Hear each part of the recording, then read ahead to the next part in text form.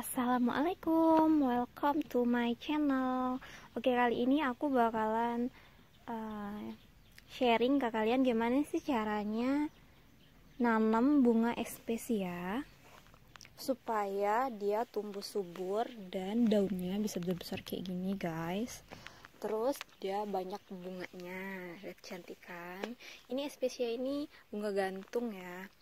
Aku nggak tahu sih namanya apa, pokoknya aku lihat di internet namanya bunga ekspeksia kayak gitu.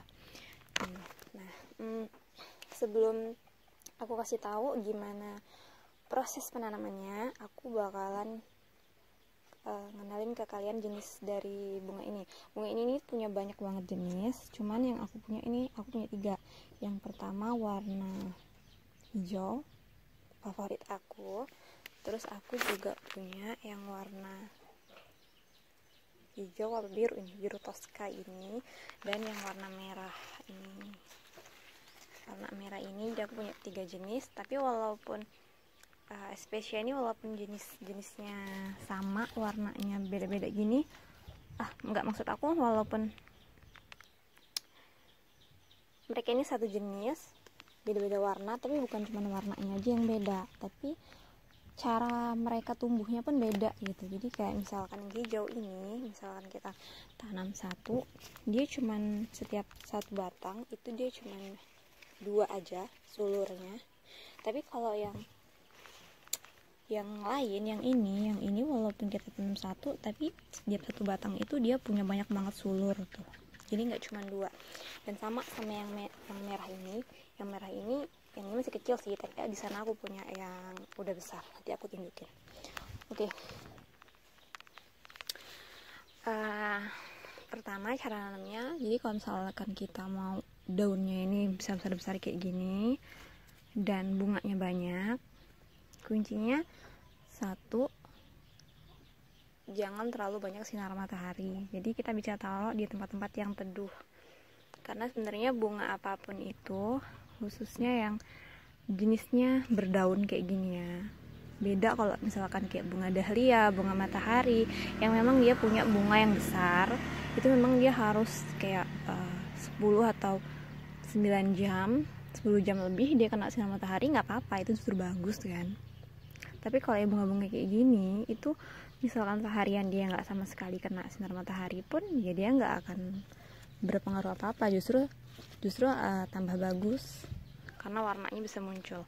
Kalau dia kena matahari secara langsung, itu biasanya daunnya bakalan kuning-kuning gitu, nggak bagus gitu. Nah, jadi supaya daunnya bisa besar kayak gini, yang pertama kita bisa pakai pot yang lumayan besar kayak ini. Aku pakai potnya besar tuh, potnya besar, jadi dia pertumbuhannya pun dia bisa maksimal. Kalau potnya kecil, dia nggak bisa terlalu besar juga kan pohonnya, karena rumahnya pun atau tanahnya pun sedikit, jadi dia nggak bisa terlalu banyak nyerap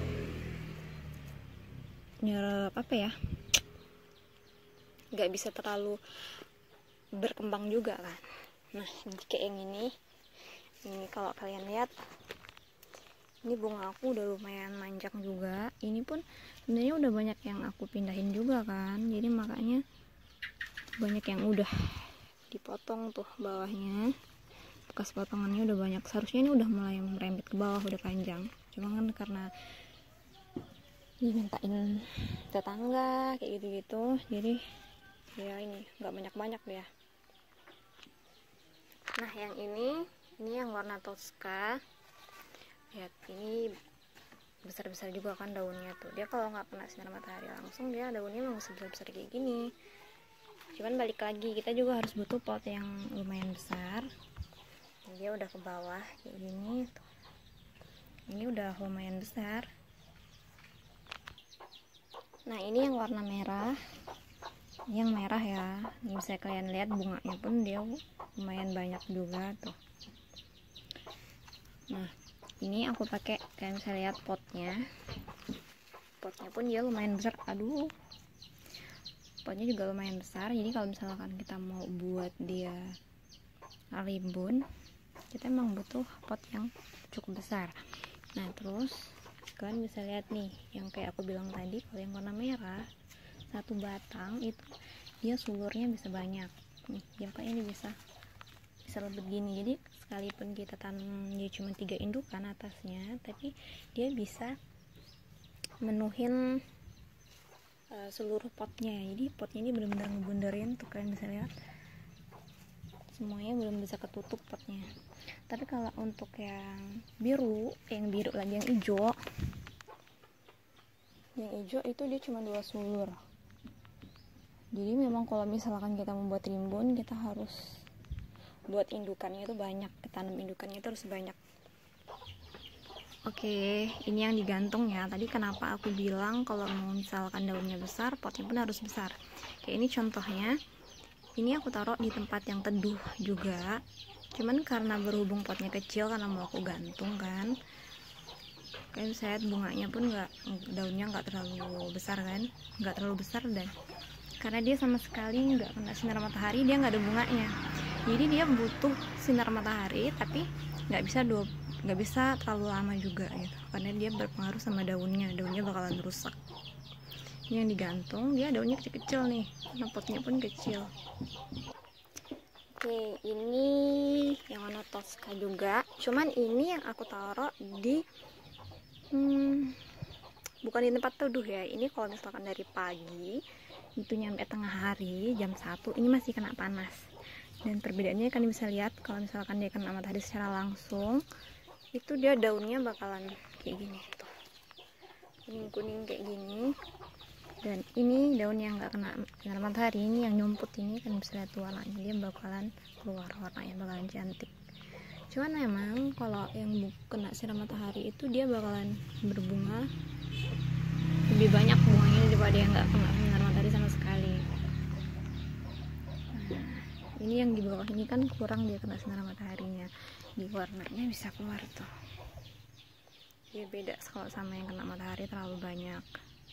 Dan ini pun aku taruh di pot yang besar ya, jadi dia bisa ngerimbun kayak gini. Nah, ini balik lagi ke pot ya, ke pot. Jadi kalau misalkan kalian mau buat bunganya itu besar-besar daunnya, kalian bisa cari pot yang besar juga, atau bisa kayak bak kayak aku gini. Ini bak ya, bak untuk mandi tuh, bak bekas aku tanamin. Bahkan lebar nih, jadi dia pertumbuhannya pun bisa lebih leluasa akarnya. Daunnya juga kayak tuh lebih besar-besar juga. Ini bisa kayak sehat banget tuh daunnya. Nah, untuk ngerawatnya sih nggak perlu yang aneh-aneh, nggak perlu yang susah ya. Jadi cukup kayak kita siram, asalkan kalian lihat tanahnya masih basah, itu nggak perlu kalian siram. Kalau aku sih nyiramnya kalau pas pingin aja, jadi misalkan 2 hari sekali, 3 hari sekali. Ini termasuk tanaman yang nggak suka air ya, karena kalau kebanyakan kena air dia bakalan busuk, mudah busuk. Jadi jangan terlalu sering disiram. Kalau untuk dikasih pupuk tuh sebenarnya ada sih tanamanku justru yang nggak aku kasih pupuk pun dia gemuk juga sih. Kalau misalkan nggak ada pupuk gitu kan, bisa pakai tanah bakaran ya. Justru tanah bakaran itu kalau menurut aku dia lebih bagus loh dari pupuk kalau untuk tanaman. Ini aku kasih pupuk kandang sih, karena kebetulan ada pupuknya. Cuman untuk tanah sendiri sih aku lebih nyari ke tanah yang bekas-bekas bakaran sih. Itu dia lebih sehat, lebih bagus lah. Kalau misalkan kalian mau dipupuk juga, pupuknya jangan terlalu banyak ya, karena kalau misalkan aku sendiri itu biasanya kalau misalnya kebanyakan ngasih pupuk itu justru tanamannya malah kuning dia, karena katanya sih kalau pupuk itu dia kayak panas gitu kan. Jadi kalau misalnya ngasih pupuk itu sedikit aja, dikira-kira aja. Oke, untuk penanamannya ya aku kasih contoh. Kebetulan aku memang ada potnya juga yang udah aku kasih ini, jadi kita cari ini dari bibitnya ini nih. Ini ya kita tanam. Dia nanamnya tuh bisa yang udah ada akarnya gini, atau bisa juga yang dari ininya. Jadi kita potel aja ininya, kita potong ini sulurnya, walaupun gak ada akarnya tetap bisa hidup. Ini satu, kita cari lagi mana ya. Oke ini ya. Oke, ini tadi yang udah aku ambil. Jadi ini tanah doang, belum aku kasih pupuk. Sebenarnya aku bilang tadi, kalau misalnya kalian nggak punya pupuk, itu cukup pakai tanah bakaran aja sih, itu udah bagus kok untuk tanaman. Ini bakalan aku taruh di atas jendela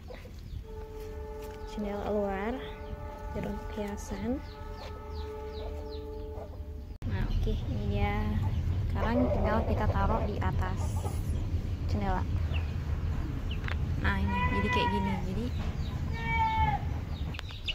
nah kayak gini kan, jadi bisa kita taruh di atas ini. Nanti kalau dia udah sampai ke bawah bakalannya keren. Oke kayak gitu. Jadi kayak gitu aja videonya, semoga aja bermanfaat. Bye.